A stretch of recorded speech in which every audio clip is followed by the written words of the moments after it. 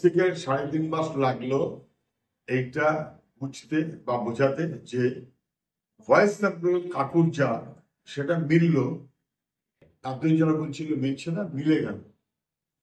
3.5 মাস সময় লাগলো ফরেন্সিকের।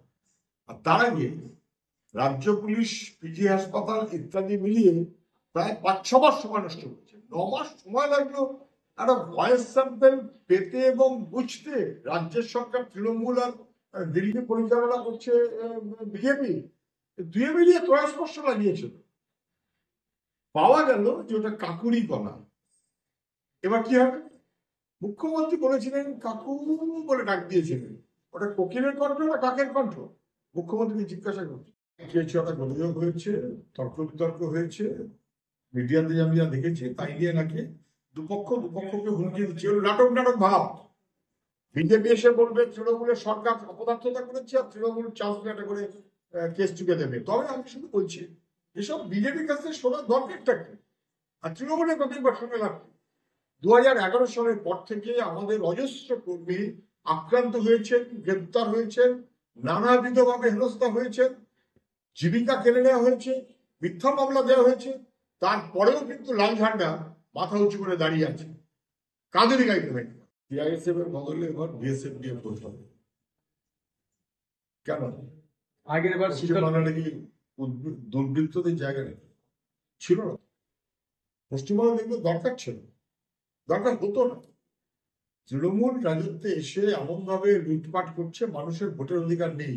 পঞ্চায়েতে ভোট দিতে পারেনি, লোকসভায় এই ভোট এসে গেছে, তার আগে পৌরসভায় ভোট দিতে পারেনি মানুষ। এই লোকসভা ভোটে মানুষ তার শোধ তুলবে। মানুষ যেন নিজের মতো করে ভোট দিতে পারে, এটা গ্যারান্টি করাটা নির্বাচন কমিশনের কাজ। তারা কাকে দিয়ে করাবেন তারা বুঝবেন, কিন্তু যেন মানুষকে চোখ রাঙানো না হয়।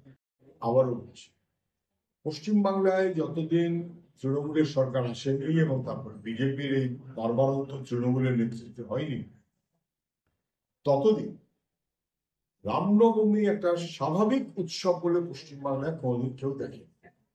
যার যার মনের বিশ্বাস তার থাকে, কোনো আপত্তি নেই। মনের বিশ্বাস, ধর্ম পালনের বিশ্বাস, অধিকার, এগুলো মানুষের থাকতেই পারে। উৎসব, বিশ্বাস, ধর্ম মানুষের ভিতর, কোনো বাধা নেই। কিন্তু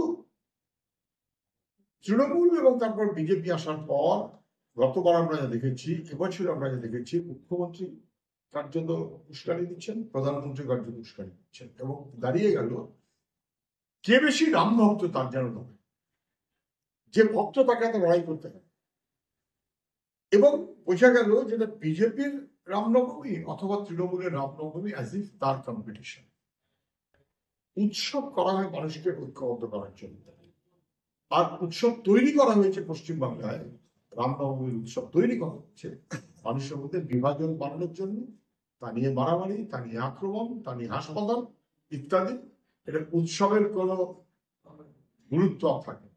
উৎসবটা হয়ে গেল হিংসার রাজনীতির অংশ। এই জায়গাতে নিয়ে গেছে বিজেপি।